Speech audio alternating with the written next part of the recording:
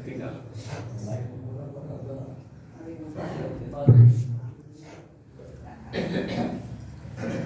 ಶ್ರೀ ಗುರು ಬಸವಲಿಂಗಾಯ ನಮಃ. ಒಂದು ಜಾವದಲ್ಲಿದ್ದು ಲಿಂಗದಂತಿಯ ಮುಟ್ಟಿ ಸುಪ್ರಭಾತದಲ್ಲಿ ಶಿವಶರಣರ ಮುಖವ ನೋಡುವುದು. ಹುಟ್ಟಿದ ಜನ್ಮಕ್ಕಿದೆ ಸಫಲವು ಸತ್ಯವಚನ ವಿಂತೆಂದುದಾಗಿ ಇಂತಿಲ್ಲದವರನೊಲ್ಲ ನಮ್ಮ ಕೂಡಲ ಸಂಗಮ ದೇವ. ವಿಶ್ವಗುರು ಬಸವಣ್ಣನವರನ್ನ ಎಲ್ಲ ಹೃದಯ ಮಂದಿರದಲ್ಲಿ ಧ್ಯಾನಿಸುತ್ತಾ ಪೂಜನೀಯ ಶ್ರೀ ಅಕ್ಕ ಅನ್ನಪೂರ್ಣ ತಾಯಿಯವರನ್ನು ಎಲ್ಲ ಹೃತ್ಕಮಲದಲ್ಲಿ ನೆನೆಯುತ್ತಾ ಇಲ್ಲಿ ನೆರೆದಿರ್ತಕ್ಕಂಥ ಎಲ್ಲ ನನ್ನ ಶರಣ ತಂದೆ ತಾಯಿಗಳ ಅಡಿದ ವರಗಳಲ್ಲಿ ನನ್ನ ಅನಂತ ಕೋಟಿ ಶರಣವೂ ಶರಣಾರ್ಥಿಗಳು.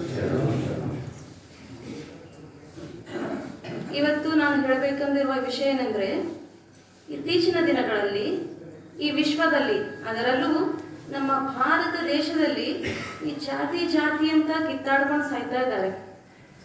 ಅವರಿಗಾದ್ರೂ ಗೊತ್ತಾ ಅವರ ಜಾತಿ ಯಾವುದು ಅಂತ, ಈ ಧರ್ಮ ಅಂದ್ರೆ ಏನು ಅಂತ ಅದ್ಯಾವುದರ ಅರಿವೇ ಅವರಿಗಿರುವುದಿಲ್ಲ. ಸುಮ್ಮನೆ ನಾನು ಹಿಂದೂ, ನಾನು ಮುಸ್ಲಿಂ, ನಾನು ಕ್ರೈಸ್ತ ಅಂತ ಜಗಳ ಆಡ್ಕೊಂಡು ಸಾಯ್ತಾ ಇದ್ದಾರೆ.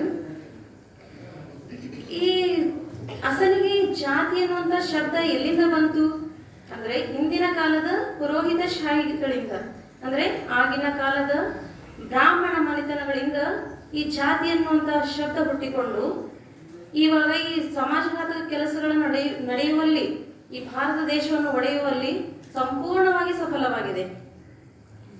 ಒಂದು ವ್ಯಕ್ತಿಯ ಶ್ರೇಷ್ಠ ಮತ್ತು ಕನಿಷ್ಠಗಳು ಆ ವ್ಯಕ್ತಿಯ ಗುಣಶೀಲ ನಡೆತಗಳಿಂದ ಅಳೆಯಬೇಕೇ ಹೊರತು ಆತನು ಹುಟ್ಟಿರುವ ಜಾತಿಯಿಂದಲ್ಲ ಅಂತ ನಮ್ಮ ಶರಣರು ಹೇಳ್ತಾರೆ. ಎಲ್ಲರ ಹುಟ್ಟು ಒಂದೇ ರೀತಿ, ಅದರಲ್ಲಿ ಭೇದವಿಲ್ಲ. ಈ ಉತ್ತಮ ಜಾತಿ, ಉತ್ತಮ ಕುಲ, ಬ್ರಾಹ್ಮಣ ಕುಲ ಅಂತ ಹೇಳ್ತಾರಲ್ಲ, ಅವರೇನಾದ್ರೂ ತಲೆಯಿಂದ ಹುಟ್ಟುತ್ತಾರೆಯೇ ಎಂದು ಬಸವಣ್ಣನವರು ಒಂದು ವಚನದ ಮೂಲಕ ಪ್ರಶ್ನೆ ಕೇಳ್ತಾರೆ. ಹೊಲೆಗಂಡಲ್ಲದೆ ಪಿಂಡದ ನೆಲೆಗಾಶ್ರಯವಿಲ್ಲ, ಜಲಬಿಂದುವಿನ ವ್ಯವಹಾರ ಒಂದೇ, ಆಸೆ ಆಮಿಷ ರೋಷ ಹರುಷ ವಿಷಯಾದಿಗಳೆಲ್ಲ ಒಂದೇ, ಏನನ್ನೋದಿ ಏನ ಕೇಳಿ ಏನು ಫಲ, ಕುಲಜನೆಂಬುದಕ್ಕೆ ಆವುದು ದೃಷ್ಟ, ಸಪ್ತಧಾತು ಸಮಂ ಪಿಂಡಂ ಸಮಯೋನಿ ಸಮುದ್ಭವಂ, ಆತ್ಮಜೀವ ಸಮಾಯುಕ್ತಂ ವರ್ಣಾನಂ ಕೀಂ ಪ್ರಯೋಜನಂ. ಅಂದ್ರೆ ಕಬ್ಬಿಣವ ಕಾಸಿದವ ಕಮ್ಮಾರನಾದ, ಬೀಸಿ ಒಗೆದವ ಮಡಿವಾಳನಾದ, ಓದು ಬರೆಯಲು ಬಂದವ ಹಾರುವನಾದ, ಅಂದ್ರೆ ಬ್ರಾಹ್ಮಣನಾದ. ಇವರೆಲ್ಲರೂ ಅವರ ಕಾಯಕದಿಂದ ಗುರುತಿಸಲ್ಪಟ್ಟರೆ ಹೊರತು ಅವರ ಹುಟ್ಟಿಗೂ ಜಾತಿಗೂ ಯಾವುದೇ ಸಂಬಂಧವಿಲ್ಲ. ಈ ಬ್ರಾಹ್ಮಣನ ಹುಟ್ಟಿಗೂ ಮತ್ತು ಶೂದ್ರನ ಹುಟ್ಟಿಗೂ ಏನಾದ್ರೂ ವ್ಯತ್ಯಾಸವಿದೆಯೇ? ಇಲ್ಲ. ಬ್ರಾಹ್ಮಣ ಹೇಗೆ ಹುಟ್ಟಿದ್ದಾನೆಯೋ ಶೂದ್ರನೂ ಸಹ ಅದೇ ರೀತಿ ಹುಟ್ಟಿದ್ದಾನೆ. ನಮಗೆ ಬದುಕನ್ನು ಕೊಟ್ಟ ಭಗವಂತನನ್ನು ಯಾರು ಕೃತಜ್ಞತೆಯಿಂದ ಅವನನ್ನು ಮರೆಯದೆ ಪೂಜಿಸುತ್ತಾರೆಯೋ, ನೆನೆಯುತ್ತಾರೆಯೋ, ಆತನದು ಉತ್ತಮ ಕುಲ ಅಂತ ಬಸವಣ್ಣನವರು ಹೇಳ್ತಾರೆ. ದೇವ ನಿಮ್ಮ ಪೂಜಿಸಿ ಚನ್ನನ ಕುಲ ಚೆನ್ನಾಯಿತು, ದೇವ ನಿಮ್ಮ ಪೂಜಿಸಿ ದಾಸನ ಕುಲ ದೆಸೆ ಒಡೆಯಿತು, ದೇವ ನಿಮ್ಮಡಿಗೆರಗಿದ ಮಡಿವಾಳ ಮಾಚಯ್ಯ ನಿಮ್ಮಡಿಯಾದ, ನೀನೊಲಿದ ಕುಲಕ್ಕೆ ನೀನೊಲ್ಲದ ಹೊಲೆಗೆ ಮೇರೆಯುಂಟೆ ದೇವ, ಜಾತಿ ವಿಜಾತಿಯಾದಡೇನು ಅಜಾತನ್ಗೆ ಶರಣೆನ್ನದವನು, ಆತನೇ ಹೊಲೆಯ ಕೂಡಲ ಸಂಗಮ ದೇವ. ಅಂದ್ರೆ ಒಂದು ಸಾರಿ ಮಾದಾರ ಚೆನ್ನಯ್ಯ ಆತನ ಸತಿ ಮಹಾದೇವಿ ಮಾಡಿದ ಲಿಂಗನಿಷ್ಠೆ ಭಕ್ತಿ ಶ್ರದ್ಧೆಯಿಂದ ಮಾಡಿದ ಅಂಬಲಿಯನ್ನು ಸವಿತಾ ಇರ್ತಾನ. ಆ ಅಂಬಲಿ ತುಂಬಾ ರುಚಿಯಾಗಿದೆ ಅಂತ ತಿಳಿದು ಇದನ್ನು ದೇವರಿಗೆ ಅರ್ಪಿಸಬೇಕಂತ ಅರ್ಪಣೆ ಮಾಡ್ತಾನೆ. ಆ ದೇವರು ಸಹ ಇದನ್ನು ಎಂಜಲಾಗಿರೋ ಅಂಬಲಿ, ಈತನು ಕೀಳು ಜಾತಿಯ ಕೊಟ್ಟಿರುವ ಅಂಬಲಿ ಅಂತನೂ ನೋಡದೆ ಆ ಪ್ರಸಾದನು ಸ್ವೀಕರಿಸ್ತಾನೆ. ಇದರಲ್ಲಿ ಯಾವುದೇ ಜಾತಿ ಅಡ್ಡ ಬರುವುದಿಲ್ಲ. ಇಲ್ಲಿ ನಡೆ ಚೆನ್ನ, ನುಡಿ ಚೆನ್ನ, ಪ್ರಮಥರೊಳಗೆ ಚೆನ್ನ, ಪುರಾತರೊಳಗೆ ಚೆನ್ನ, ಸವಿ ನೋಡಿ ಅಂಬಲಿಯ ರುಚಿಯಾಯಿತೆಂದು ಕೂಡಲ ಸಂಗಮ ದೇವಂಗೆ ಬೇಕೆಂದು ಕೈದೆಗೆದ ನಮ್ಮ ಮಾದಾರ ಚೆನ್ನಯ್ಯನ ಕುಲವೇ ನಿಜ ಕುಲ, ಚೆನ್ನಯ್ಯನೇ ಕುಲಜ ಅಂತ ಬಸವಣ್ಣನವರು ಮಾದಾರ ಚೆನ್ನಯ್ಯನನ್ನು ಹಾಡಿ ಹೊಗಳಿದ್ದಾರೆ. ಆದರೆ ಎಷ್ಟು ಜನ ಮಾದಿಗರು, ಕ್ರೈಸ್ತರು ನಮ್ಮ ಮಾದಾರ ಚೆನ್ನಯ್ಯನನ್ನು ನೆನಪಿಸ್ಕೊಳ್ತಾರೋ ಹೇಳಿ? ಅದ್ಯಾವುದೋ ಬೇರೆ ದೇಶದಿಂದ ಬಂದಿರುವ ಕ್ರೈಸ್ತ ಧರ್ಮಕ್ಕೆ ಮಾರು ಹೋಗಿದ್ದಾರೆ. ಇಷ್ಟೊಂದು ಜಾತಿಗಳಲ್ಲಿ ಮಾದಾರರಿಗೆ, ಡೋಹರರಿಗೆ, ಯಾವುದೇ ಕುಲದವರಿಗೆ ಸಮಾನತೆ, ಅಧಿಕಾರ, ಸ್ವಾತಂತ್ರ್ಯ ಕೊಟ್ಟಿದ್ದು ಯಾವುದಾದ್ರೂ ಧರ್ಮ ಇದೆ ಅಂದ್ರೆ ಅದು ನಮ್ಮ ಲಿಂಗಾಯತ ಧರ್ಮ ಮಾತ್ರ. ಅದಕ್ಕೆ ಬಿಟ್ಟು ಬೇರೆ ಯಾವುದೂ ಇಲ್ಲ.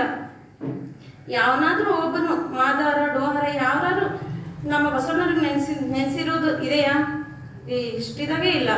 ಅಂಥದ್ರಲ್ಲಿ ನಾವುಗಳು ಅವರ ಕ್ರಿಸ್ಮಸ್ ಹಬ್ಬ ಬಂದರೆ ನಾವು ಸೆಲೆಬ್ರೇಟ್ ಮಾಡೋದೇನು, ವಿಶೇಷ ತಿಳಿಸೋದೇನು, ನಮ್ಮ ಮಕ್ಕಳಿಗೆ ಸಂತಾ ಕ್ಲಾಸ್ ಡ್ರೆಸ್ಸಸ್ ಹಾಕೋದೇನು, ನಾವೇ ಯೋಚನೆ ಮಾಡಬೇಕು. ಅವ್ರೊಬ್ಬರಾದ್ರೂ ನಮಗೆ ಬಸವ ಜಯಂತಿ ವಿಶೇಷ ಆದರೂ ತಿಳಿಸ್ತಾರ? ಅದರಲ್ಲಿ ಅವ್ರು ಬಿಟ್ಕೊಡಿ. ನಮ್ಮ ಮಕ್ಕಳಿಗೆ ನಾವು ಬಸವ ಜಯಂತಿ ಹಬ್ಬದಂದು ನಮ್ಮ ಮಕ್ಕಳಿಗೆ ಎಷ್ಟು ಜನ ನಾವು ಬಸವಣ್ಣನ ವೇಷಭೂಷಣ ಹಾಕ್ತೀವಿ? ಎಷ್ಟೋ ಬೆಳವಣಿಗೆ ಅಷ್ಟು ಮಾತ್ರ ಯಾರೋ ಒಬ್ರು. ಇದು ನಮ್ಮ ದುರ್ದೈವ. ಅಂದ್ರೆ ಇವಾಗ ಇಲ್ಲಿ ಹಿಂದೂ ಧರ್ಮ ಅಂತಾರಲ್ಲ, ಅದರ ಅರ್ಥ ಏನು, ಆ ಶಬ್ದ ಎಲ್ಲಿಂದ ಬಂತು ಎನ್ನುವುದರ ಬಗ್ಗೆ ತಿಳಿದುಕೊಳ್ಳೋಣ. ಈ ಪರ್ಷಿಯನ್ ಭಾಷೆಯಲ್ಲಿ ಹಿಂದೂ ಪದದ ಅರ್ಥ ಬೈಗುಳ ಅಂತ. ಆವಾಗಿನ ಬ್ರಾಹ್ಮಣರು ನಮ್ಮನ್ನು ಗುಲಾಮರನ್ನಾಗಿ ಬಳಸಿಕೊಳ್ಳಲು ಹಿಂದೂ ಧರ್ಮ ಹುಟ್ಟು ಹಾಕಿದ್ದರು. ಹಿಂದೂ ಧರ್ಮವೇ ಅಲ್ಲ, ಅದೊಂದು ಬೈಗುಳ ಪದ ಅಂತ ಮೊನ್ನೆ ಬಸವ ಕಲ್ಯಾಣದಲ್ಲಿ ನಡೆದ ಸೂಫಿ ಸಂತರ ಸಮಾವೇಶದಲ್ಲಿ ಮುಂಬೈನ ಹೈಕೋರ್ಟ್ ನಿವೃತ್ತ ನ್ಯಾಯಾಧೀಶ BG ಕೋಳ್ಸೆ ಪಾಟೀಲ್ ಅವರು ತುಂಬಾ ಸ್ಪಷ್ಟವಾಗಿ ಹೇಳಿದ್ದಾರೆ.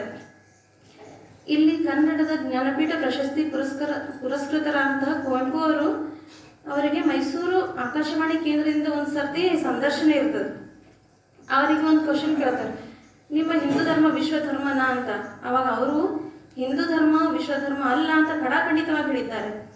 ಅವ್ರೇನು ಹೇಳ್ತಾರೆ, ಈ ನಿಮ್ಮ ಹಿಂದೂ ಧರ್ಮ ವಿಶ್ವ ಧರ್ಮ ಆಗಬೇಕಾದರೆ ವರ್ಣ ವ್ಯವಸ್ಥೆ, ಜಾತಿ ಪದ್ಧತಿ, ಅಸ್ಪೃಶ್ಯತೆ ಸಂಪೂರ್ಣವಾಗಿ ವಿಸರ್ಜಿಸಿದರೆ ಮಾತ್ರ ಸಾಧ್ಯ. ಮನುಷ್ಯನನ್ನು ಮನುಷ್ಯನಿಂದ ಬೇರ್ಪಡಿಸುವ 10 ಮತಕ್ಕಿಂತ ಅವನೇ ಕೇಂದ್ರವಾಗುಳ್ಳ ಒಂದು ಮನುಷ್ಯ ಮತ ಒಂದೇ ಸಾಕು.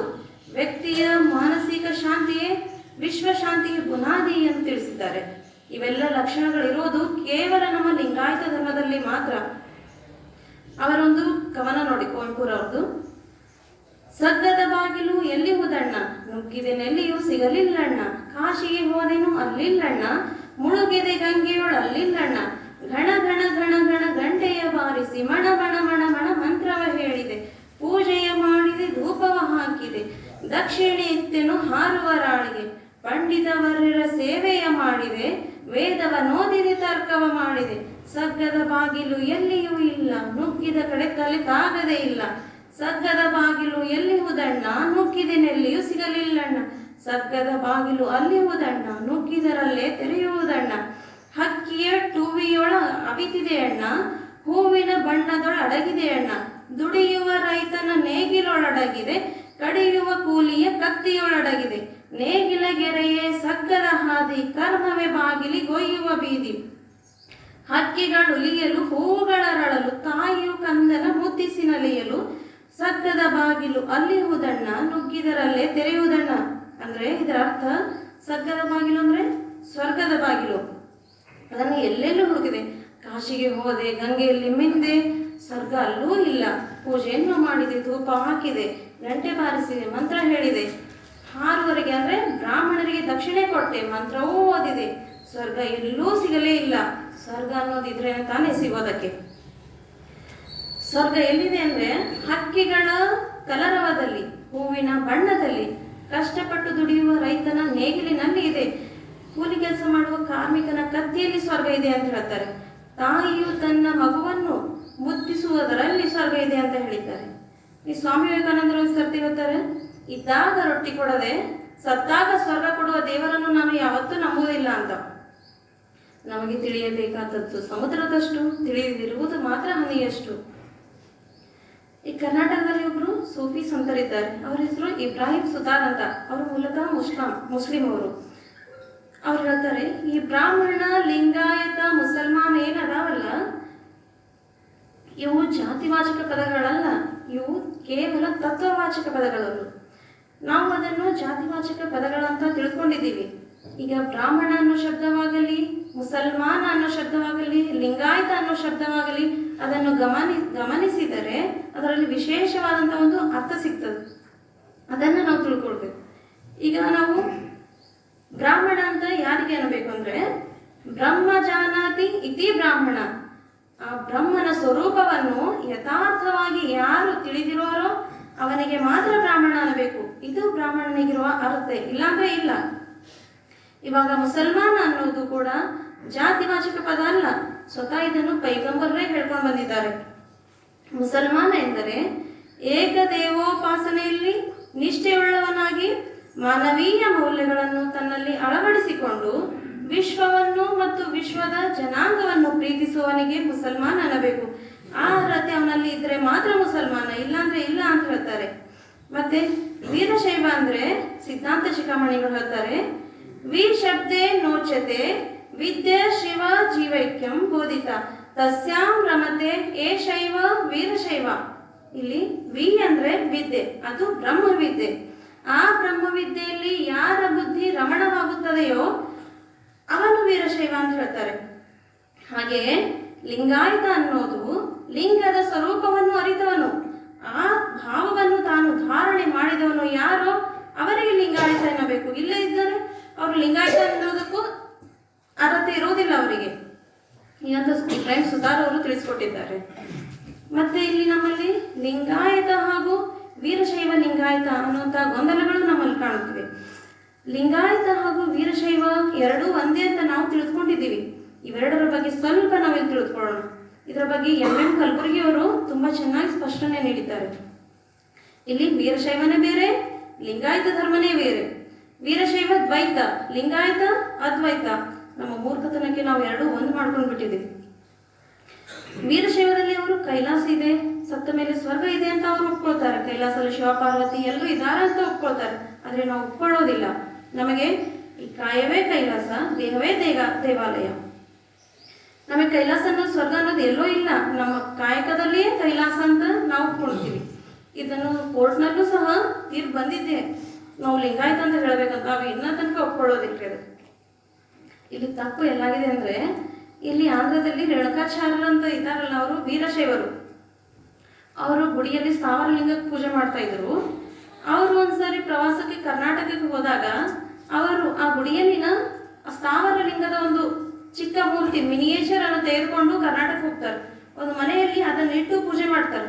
ಅದನ್ನ ನೋಡಿ ನಾವೇನ್ ತಿಳ್ಕೊಂಡಿದ್ದೀವಿ, ನಮ್ಮ ಮನೆಯಲ್ಲೂ ಎಲ್ಲಾ ದೇವ್ರು ತಂದು ಇಟ್ಕೋಬೇಕಂತ ಹೇಳಿ ಅವರು ಕೇವಲ ಒಂದು ಸ್ಥಾವರ ಲಿಂಗ ತಂದ್ರು. ನಾವು ದೇಶ ತುಂಬಾ ಎಲ್ಲಿ ತಿರ್ಗೋರು ಅಲ್ಲಿಂದ ದೇವ್ರ ಮೂರ್ತಿ ಚಿಕ್ಕ ಚಿಕ್ಕ ಮೂರ್ತಿ ತಂದು ಮನೆ ತುಂಬಾ ತುಂಬ್ಕೊಂಡು ಕುಂತಿದ್ದೀವ್ರಿ. ಅದು ನಾವು ತಿಳ್ಕೊಬೇಕು ನಾವೆಷ್ಟು ಮೂರ್ಖರಿದ್ದೀವಿ ಅಂತ.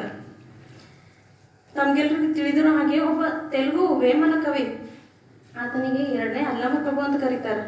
ಅವನು ಲಿಂಗಾಯತರ ಬಗ್ಗೆ ಏನ್ ಹೇಳಿದಾರೆ ನೋಡ್ರಿ. 6 మతములందు అధికమైన మతము లింగ మతము కన్నా లేదు గాని ಲಿಂಗದಾರ ಕನ್ನ ದೊಂಗಲು ಲೇರಯ್ಯ ವಿಶ್ವದಾಭಿರಾಮ ವಿನರವೇಮ ಅಂತ. ಇದರ ಅರ್ಥ ಏನಂದ್ರೆ, ಎಲ್ಲಾ ಮತముಗಳಿಗಿಂತ ಲಿಂಗಾಯತ ಮತವೇ ಶ್ರೇಷ್ಠ, ಆದರೆ ಆಚರಣೆ ಇಲ್ಲದ ಲಿಂಗಾಯತನಿಗಿಂತ ಒಬ್ಬ ದೊಡ್ಡ ಕಳ್ಳನೇ ಶ್ರೇಷ್ಠ ಅಂತ ನಮ್ಮ ಲಿಂಗಾಯತರ ಬಗ್ಗೆ ಹೇಳಿದ್ದಾರೆ.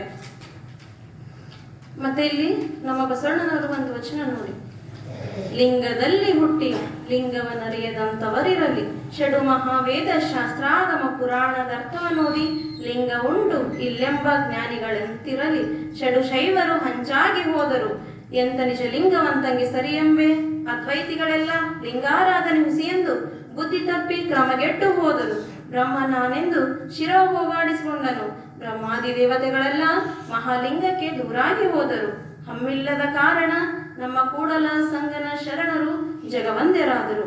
ಅಂದ್ರೆ ಇಲ್ಲಿ ನಮ್ಮ ಲಿಂಗಾಯತರ ಬಗ್ಗೆ ಯಾರು ಎಷ್ಟೇ ಮಾತನಾಡಿದರು, ನಮ್ಮ ಧರ್ಮ ಸುಳ್ಳು ಅಂತ ಹೇಳಿದರು, ಬುದ್ಧಿ ತಪ್ಪಿ ಕ್ರಮಗೆಟ್ಟು ಹೋದರು, ಬ್ರಹ್ಮನು ತನ್ನ ಹಮ್ಮಿನಿಂದ ತನ್ನ ಶಿರವೇ ಹೋಗಲಾಡಿಸಿಕೊಂಡ, ರಾವಣ ಅರೆ ಆಯುಷ್ಯವಾದ, ಆದ್ರೆ ನಮ್ಮ ಕೂಡಲ ಸಂಗನ ಶರಣರು ಜಗವಂದ್ಯರಾದರು. ಅದು ಹೇಗೆಂದರೆ, ಬಸವಣ್ಣನವರು ಸಾಂಸ್ಕೃತಿಕ ನಾಯಕರಾದರು. ಲಂಡನ್ನಲ್ಲಿ ಬಸವಣ್ಣ, ಬ್ರಿಟನ್ನಲ್ಲಿ ಬಸವಣ್ಣ, ಮನೆಯಲ್ಲೂ ಬಸವಣ್ಣ, ಇನ್ನೇನು ಬೇಕು ನಮಗೆ.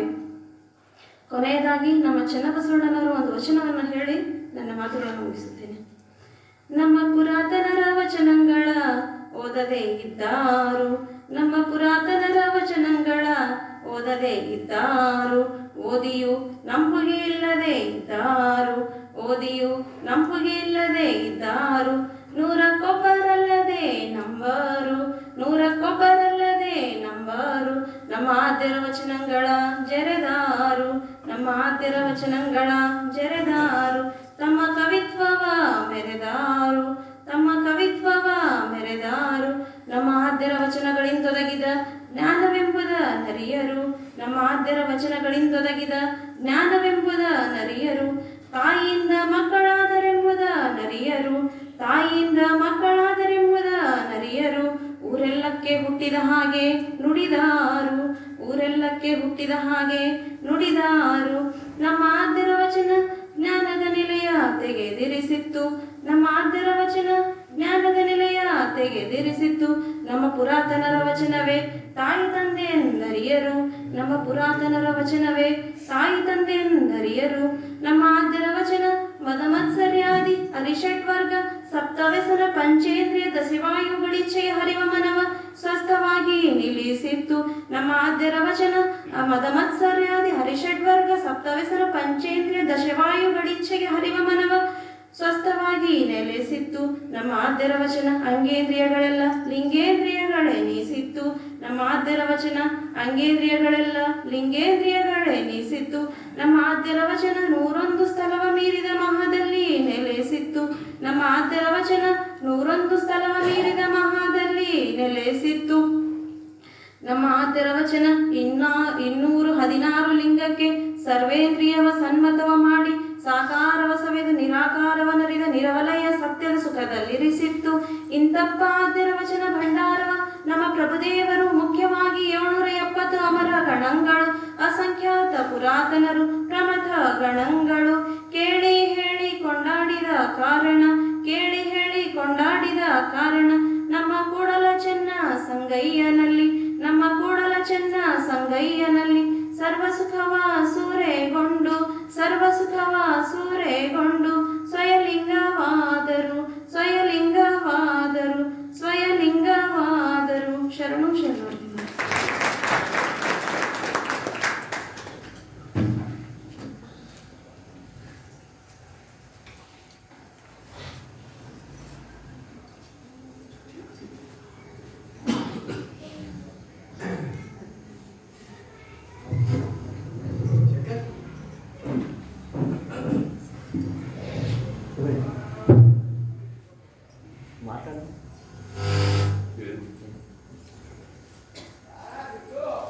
ఈనాటి వచన వైభవ కార్యక్రమంలో భాగంగా ఇంతవరకు మన ఆత్మీయ శ్రమ బంధువులు సహోదరి శ్రీమతి సౌదీ స్వప్న గారు